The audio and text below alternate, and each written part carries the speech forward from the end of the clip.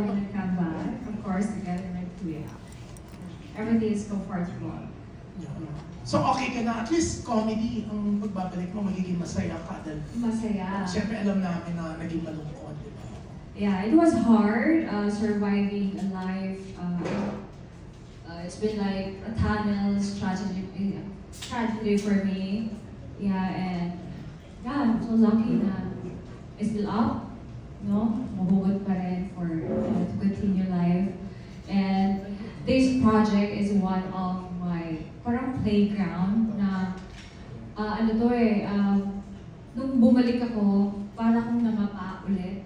So from my personal experience from the dark, parang akong biglang nagbago na parang, I was like parang day one. Yeah.